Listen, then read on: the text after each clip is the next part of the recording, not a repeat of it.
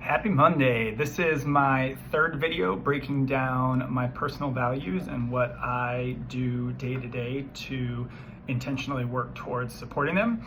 Today I'm going to talk about probably my favorite values concept that I enjoy working towards every day, and that is cultivating a soul at play.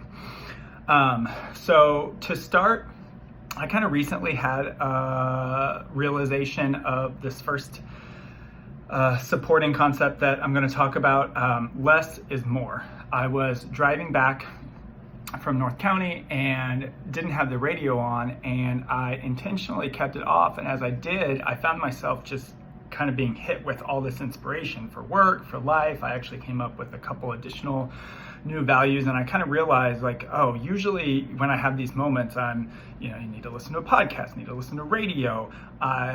We're using something to distract ourselves, and I realized, wow, how powerful is it to just sit in the silence and let the thoughts come and go. And it was really kind of powerful realization for me. So that helps me support a lighter soul. Next is I want to exude love. My energy is very easily read. I wear my heart on my sleeve, and I need to be very aware of that. And so I set the intention to support a soul at play by being present to exuding a loving energy and a positive, healthy energy flowing out. I also want to start each day with beginner's mind. There's a concept of, I think it's pronounced Shoshin, which is every day we have a fresh start. Like I've said, I'm a morning person, so this is a really practical way for me to work on cultivating a lighter soul.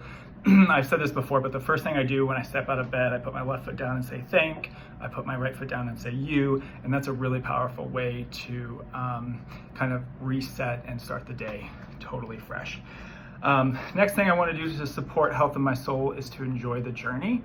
I am historically a person that falls into the trap of all or nothing thinking, and with that, I'm always also never satisfied. When I get to somewhere that's actually good, I've historically kind of still wanted more, faster, whatever it is. And I'm realizing now how good it is just to sit and be present in the moment, and that where I am now is kind of, as cliche as it sounds, exactly where I need to be. The next way to support the health of my soul is I want to laugh often. So for this, what I've done is I'll let myself kind of go down a rabbit hole of comedy videos on Facebook, or down a rabbit hole of memes on the Discover page of Instagram. And if approached in an unhealthy way, that's going to be considered a numbing behavior. But if I set it to the intention of adding laughter to my day, then I'm getting value from it, and I end up cultivating joy out of that process. Obviously, I guess in moderation, it probably wouldn't be healthy for me to sit on my phone for 7 hours and do that, although sometimes that might happen, especially on the weekends.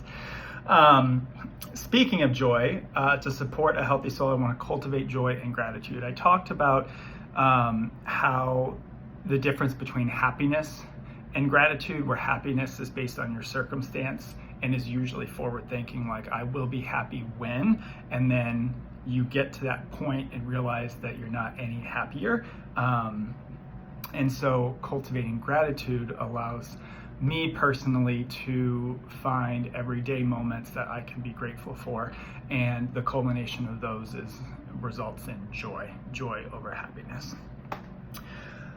This is really important for me. This next one is to allow myself some grace. We think of the concept of grace, and a lot of times, as a Christian, you might think of that in the terms of God's grace. I think of it allowing yourself to fall hard enough to feel the pain, but not so hard that you get off track. And I think as that applies to emulating values and progress in my life, because I am an all or nothing thinker, before, if I would miss some goal for the day, I'd kind of say the whole day's a wash. And if I allow myself some grace, I can shift my mindset to say, that's fine, I've accomplished all of this, and I will come back to that goal tomorrow, but not let it take me off of my path. And I think it's very important to differentiate that allowing myself grace cannot be used as an excuse. So like an example is maybe I'm struggling with motivation to get to the gym.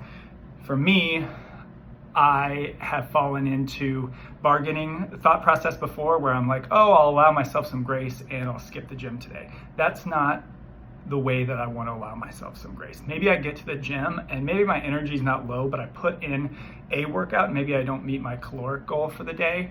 That's how I allow myself some grace. I'm still putting myself in, but allowing myself to say, okay, I'm not feeling the ability to meet that full effort.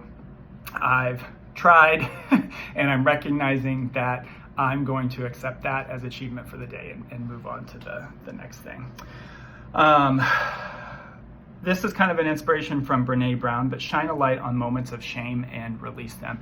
I think the really powerful thing about all these changes I've been working on is I'm finding myself not experiencing shame so much anymore. Brené, in her book, The Gifts of Imperfections, talks about the difference of shame versus guilt. Shame is I am bad. Guilt is I did something bad. Even when I have moments where I maybe don't feel good about a decision or an action that I make, I'm finding myself feel guilt. I'm not going straight to shame. I'm not saying I am bad. I'm saying that thing was not the outcome that I would have wanted from that situation. And also, I'm trying to acknowledge the beauty of ordinary moments. This really leads to the gratitude thing. I talked in my first video about taking a moment of a butterfly or a classic car. Again, Brené Brown, when she said she interviewed these people who had experienced loss when she was researching resiliency, they all spoke to missing ordinary moments. Coffee in the morning with their partner, dropping their kid off at school. And that made me really realize what we enjoy so much about our lives tend to be the very normal, everyday moments. And so I'm trying to make sure to cultivate a soul at play that I'm recognizing the beauty of those ordinary moments. I'm also working on releasing scarcity. I've talked to the same thing of putting my feet down and saying thank you is also a way to support that value. We get out of bed in the morning and almost immediately, I think a lot of us are kind of hit with this level of anxiety and it starts with, I didn't get enough sleep, I've got so much work to do, I don't have enough hours in the day. And I'm trying to shift that narrative in my mindset to say, I got a good amount of sleep. I am able to tackle this day and really turn those negative thoughts of scarcity into positive affirmations of what I'm calling enoughness. To cultivate a soul at play, I want to also cultivate actual play. So I've done that in a couple ways. I got adult coloring books and colored pencils. So if I just want to kind of exercise my mind without any specific focus, I'll color, or I also downloaded a puzzle game on my phone. So I'll spend maybe 30 minutes just playing puzzles. So it's still working my brain, but not in a task-based focus. And I found a lot of gratitude and joy from that. Also, I'm working on releasing expectations. I think so many times in the past, situations that have led to frustration for me have been these instances where I have really intense expectations of myself, of other people, of whatever of the situation that I'm approaching. And if I step back and say, okay, I would like and prefer this to be the outcome, but if it's not, that's okay too. And I guess in a way that's another means to allow myself some grace. I want to face it till I make it. So instead of fake it till I make it, I'm going to take ownership. I'm going to put myself in a mindset of I am already where I want to be, and then I'm going to take ownership and hold myself accountability to get me to that end result. And that's going to support a healthy, happy soul. And finally, I'm going to seek help when I need it. I have been guilty of not doing this in the past, and it has resulted in me taking much longer to heal certain areas of my life that I could have if I would have reached out, whether it's through therapy, friends, family. So going forward, I'm going to cultivate a soul at play and a healthy soul by seeking help. So I hope all of that makes sense, and hopefully some of that is valuable insight. If you watch this, thanks. Much love to you all. Have a great day.